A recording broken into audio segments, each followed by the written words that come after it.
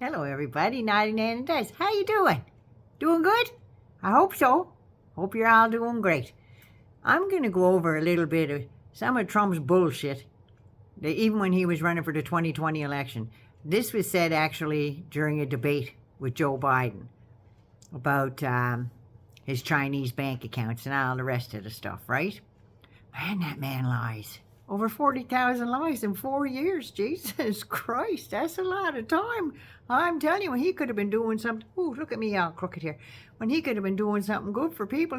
40,000 lies. Jesus, George Almighty, that's just nuts. But anyway, let's get into some of his bullshit, shall we? Okay. This is word for word, so I'm going to read it because it's confusing if you just kind of blow through it. That is his words, not mine. Trump says his Chinese bank account was opened in 2013 and closed in 2015, I believe. And then I was thinking I was going to do a deal in China like millions of other people. I decided I'm not going to do it. I didn't like it. I decided not to do it. Had the account open and closed it. And then like him, pointing to Joe Biden there, when he's VP, he does business. I then decided to run for president. After that, that was before, so I closed it before I even ran for president, let alone become president. Big difference. Did you catch all that? I had a hard time reading it, never mind. But he held on to all those foreign bank accounts the whole time he was in office. That's right. All four of them. 2016, he had bank accounts in Ireland, China, and the UK. And St. Martin. Is that like one of them tax-free places where go and hide your money? Is that what St. Martin does? I'm not sure. I'm just asking. Curious to know, actually. Maybe I'll go look that up. 2017, UK, Ireland, and China. 2018 and 20, only in the UK. What happened in 2019? Let's see. But I just know that he paid more taxes to Xi in the Chinese government than he did to his own goddamn country. I'm just saying. So anyway, Trump Washington Hotel, which he turned to shit. Couldn't wait to get the Trump name off of that. See how fast they scurried to pound that Trump off there? But anyway, right after, like I think a day or two after the 2016 election, funny thing happened. I think, in my opinion, the Saudis showed up, reserved 500 rooms to the tune of $207,000. Yeah. And I believe that money was being laundered through that hotel. Just saying, just so they could curry favor with the now president. And I'm thinking that turned out to be more right than we even knew. But anyway, that just lined him and his family's pockets. And even Vanki there, she went and got 41 patents from the Chinese government while she was the senior advisor of the President of the United States. Pretty cushy job, good place to be up close to. There she goes, she gets all those. And did you know she's applied for them in the past? But when she became Daddy's little darling there, she got those patents 40% faster than she would have before her dad was president. Just saying. Oh, Daddy Perv there. Now, Ig and Ook there, the Trump lumps, they said that they would have no foreign deals with anybody while their sperm donor was the President of the United States. Well, what did they do? Just like that, as soon as he said the blah-blah-blah, they went ahead and they sold more than $110 million of Paz holdings all around the world. 3.2 million were from the Dominican Republic, and more than $1 billion in luxury condos were sold in India. More foreign deals? Thinking a little bit more corruption? Yeah. Or how about Jared? You know, the son-in-law? The one that he used to say, oh, is that Jew coming over tonight? Yeah. Mr. I'm the least anti-Semitic person you'll ever meet. But anyway, remember when Jared bought 666 Fifth Avenue for a huge $1.8 billion? Just before the crash, mind you. So now I think nobody else was buying that building because they knew or had some inkling that something was going to happen in the financial markets and stuff. So nobody would touch that building. But Arsehole steps up, ponies up all this money. And, you know, like, who's old Jared there?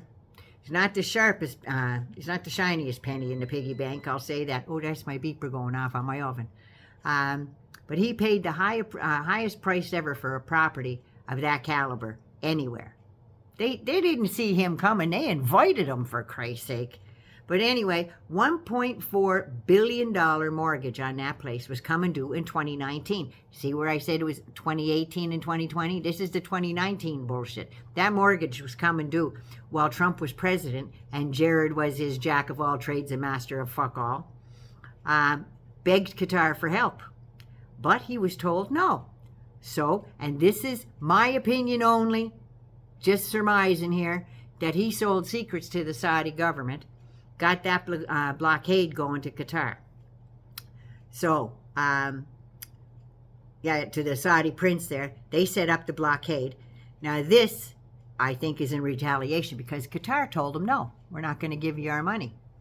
But after some secret behind-the-door talks there and a whole bunch of money exchanged hands and went into somebody's pocket in the United States of America, talks resumed, blockades lifted. Qatar was the main financer of selling that 666 Fifth Avenue building. Funny how that works, isn't it? Especially when you're sucking on the friggin' president's arse. Gotta wonder. But anyway, and I'm just wondering, 2 days, the next day actually after he left the White House, doesn't he get $2 billion from the Saudis? What'd he do? Give them all swag bags with thumb drives of all the rest of the classified shit? Just wondering. That's all. I don't know for sure. And then Trump's new talking point is Ron DeSantis is going to get rid of Social Security. And he said, oh, no, we're not going to do that. Like, I'm going to do that. I'm not going to do that. Well, you know what? He is going to do that. He's just using different words to say it. That's all. He says in an interview in August 2020, that was in Bedminster, I think, he said, if I'm successful November 3rd, I plan to forgive these taxes and make permanent cuts to payroll tax. So I'm going to make them all permanent. If I win, I may extend and terminate. These are his words. So, in other words, I'll extend it beyond the end of the year and terminate the tax. By forgiving taxes, because he was still in power from September to December 31st, he was still in power. That's when he was going to forgive those taxes. The reduction from programs went from 6.2% to 1.5%. Terminating payroll taxes would get rid of the majority of both Social Security, old age and survivors benefits, and disability insurance. A lot of people depend on that. They pay into that. Something happens to them, they expect to have that money there for them because it's like a savings account, right? You pay into it. It's supposed to gain interest and stuff, and it's going to be there when you need it. You know, like your good friend, like your mama. But no, that's not happening. So what he's going to do is the Federal Social Security Administration says 89% of old age, survivor benefits, and disability insurance came from payroll taxes. And his plan for the future there and his administration that's in there right now, they have no plans to replace that with anything. 89% is from payroll taxes. So I'm sorry. You're just going to have to go and grab a little tin cup there and do a jig on the corner if you want to eat. I'm just saying. But no, the only thing that they have is they want to put a 30% sales tax on everything that everybody buys. Everything is going to have a 30% sales tax. That's how they say they're going to get around it, which is total unadulterated horseshit, because if you were relying on Social Security and all of a sudden you're not getting it, where are you going to get 30% taxes when you can't even afford to buy the food in the first place? How fucking stupid is that? And the other thing is, if he's guilty, which I think he is, and I'm thinking when he goes to New York, I'm hoping this week, and gets indicted, I hope they slap one of those friggin' ankle bracelets on him, but I hope it's one with the shock onto it. That's what I'm hoping. I hope they put one of those on him. When he's found guilty, they're not going to put him in prison. They're just not. Why are you going to subject the friggin' Secret Service to guard him in a prison cell? I mean, Jesus Christ, that's just stupid. I think they should find a rundown old Motel 8 somewhere, put him in a room with an adjoining room to his Secret Service. He gets to stay there. He wants to live in a hotel. Well, that's the one that he gets with his ankle monitor on there. He gets his continental breakfast the same as everybody else in the hotel.